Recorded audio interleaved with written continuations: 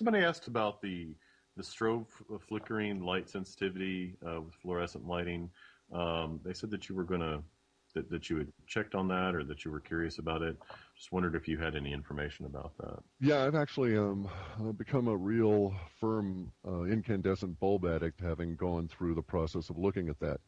I have a sensitivity in my eyes to strobing because of my vortex reader and what it does on computers in terms of how it presents the words. And so I'm not able to handle 1080i TV.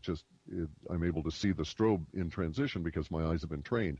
And so I went and I started looking at some of this, and as we've gotten from regular fluorescence at 60 cycle, we've in essence boosted it with the mini fluorescence, and we're now dealing with flicker rates that are in the 2500 and 34 and above frequency levels. Those are the reaching in the far range of what I was dealing with my vortex reader. In fact, I had set my vortex reader at capped it at 2,000 words per minute, because I didn't want to throw anybody who was not normally susceptible into any kind of a grand mal seizure by reaching that particular level. These bulbs, though, at 2534 are over that, and so they're screaming out energy at you, and it's not advisable. Even the mini fluorescents are not a good idea. No wonder I really don't like those. They just bother me, and I couldn't put my finger on why. That's it. Kind of incandescents are down in the less than 400 range, less than 400 vibrations that you're perceptible. You know, I know several people, and I suffer myself from vertigo and inner ear disturbances. And just on a whim, I thought about, is this maybe a manifestation of electromagnetic sensitivity? And I have a brass singing bowl, from Tibet. And I just had the little, the urge to try that, to see, I actually covered my fiance's ear. I know that sounds strange, but with it acted as sort of a Faraday cage, a very cheap, I know brass is a poor conductor. And it reduced her, ear buzzing, ear issue just while she had that on. Does this electromagnetic sensitivity that we've been talking about, you think it's related to vertigo or these other kind of things that we're dealing with? Is this electrically based, Yeah, actually it can be, and it can be very subtle, persistent, annoying, easy to cure, though, if it indeed is the case, because here's what's going on. It's a combination of factors.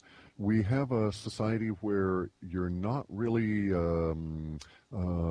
entrained to the idea of walking around and grounding yourself freely. So usually you don't walk barefoot in the grass or in any area where you will ground out energy-wise.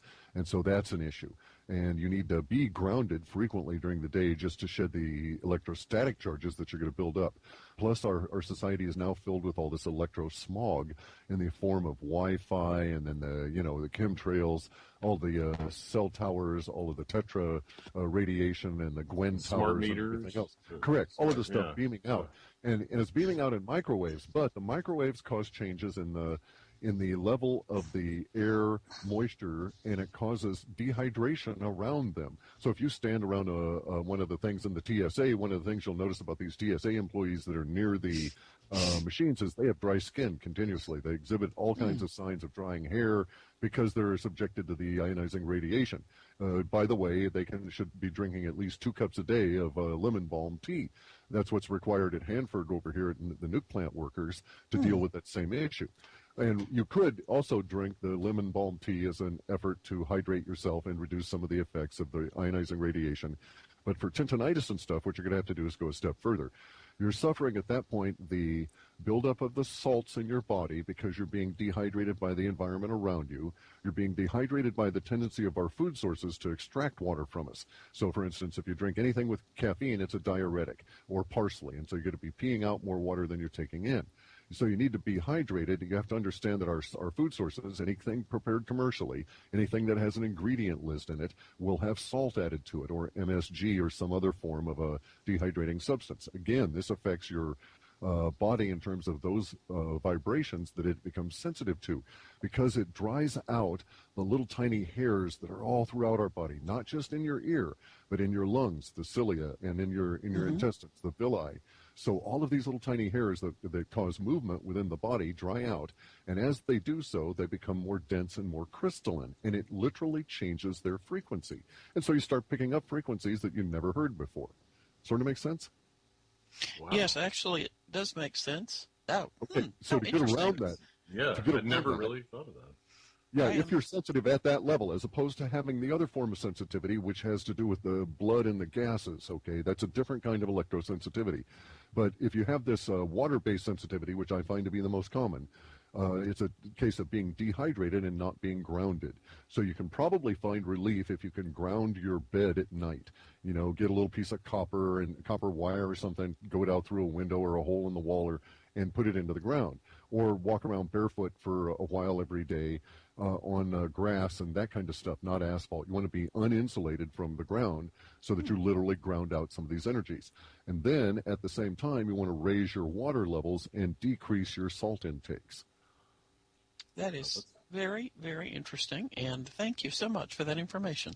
Yeah, that personally affects. I know Ruth Ann and me as well. I mean, I'm sensitive to these frequencies. I have Wi-Fi in my home. I know I shouldn't. Well, I think everyone.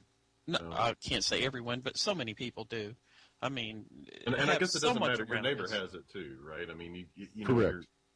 I don't have Wi-Fi off, here, but if I turn it on my PC, I can pick it up from either from neighbors on either side of me. So I'm being bombarded with it, whether I like it or not. Right. Yeah. Right. So staying hydrated, lemon balm tea. You said lemon balm is good for the ionizing effects of radiation. It won't really help with the tendinitis approach. It'll make you a lot calmer. That's one of its side effects, is that it calms you and boosts your ki value and in a lower sense in your hara. But no, it's not directly related to the tendinitis and the frequency issue. That's entirely this salt and water versus the grounding issue. And you can actually see it in some people because there will be a tendency for a dryness around the little muscles of the eye, so their eyes will feel stiff. They'll complain about the dry eyes. And this is something you'll know you're sensitive this way if you've grown into this as opposed to it being a lifelong condition. Because there's the other kind of electromagnetic sensitivity that you discover when you're a kid, and that has to do with the nature of your blood. If you don't mind talking about that a minute, about with the sensitivity with the blood-based electromagnetic sensitivity. I haven't heard of this particular type. You find it in individuals that it's a sort of a side effect of what they call hemochromatosis, which is a fatal blood disease, but it turns out it's actually more of a condition than a disease, often called the Irish disease.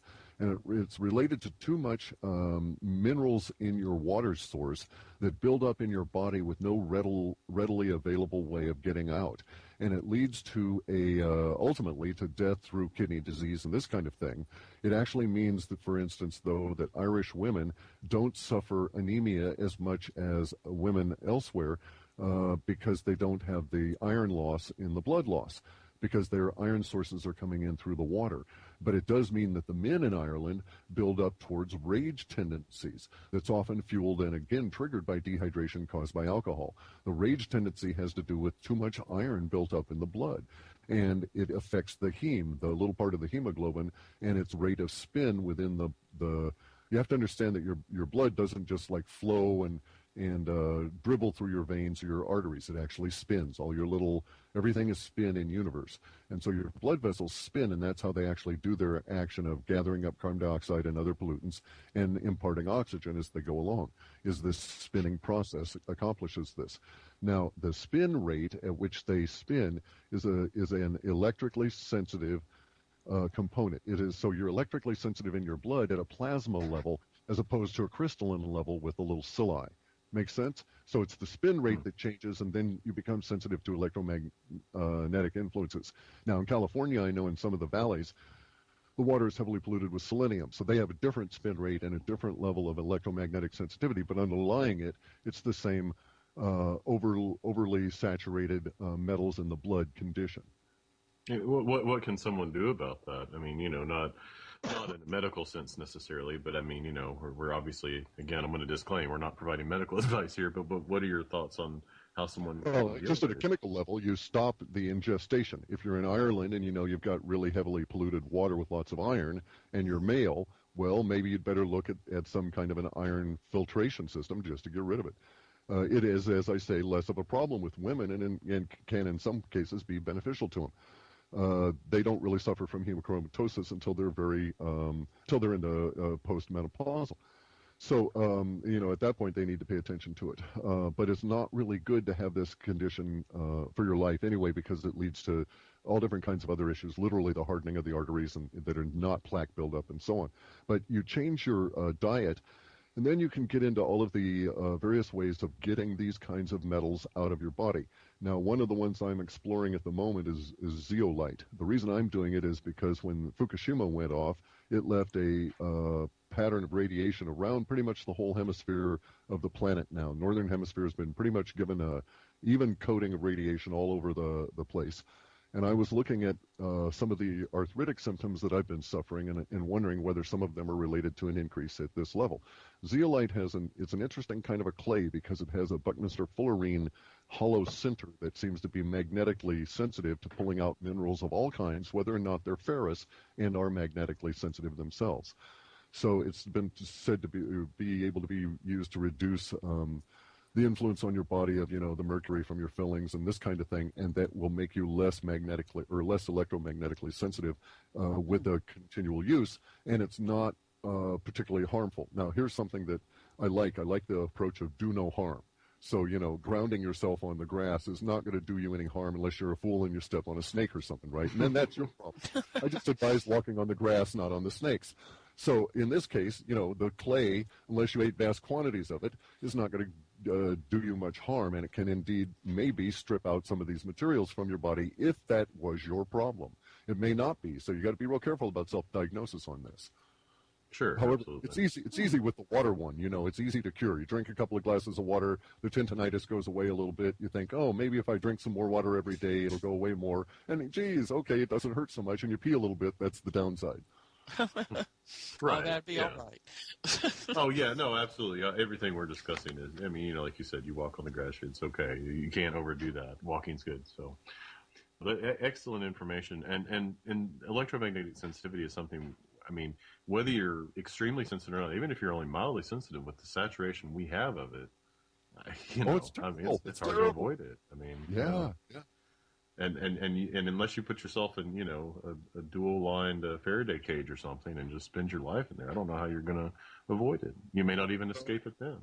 No, it's actually very difficult. We're in a fairly isolated way here because we have a metal roof that I went to the trouble of grounding on all the corners. Now, according to the code, that's illegal. You can't have more than one ground per property, but no one's ever enforced that to my knowledge. But it does help because the grounds are copper rods 6 feet into the earth in an environment that is perpetually wet. So we lose a lot of the electromagnetic sensitivity just because of our environment.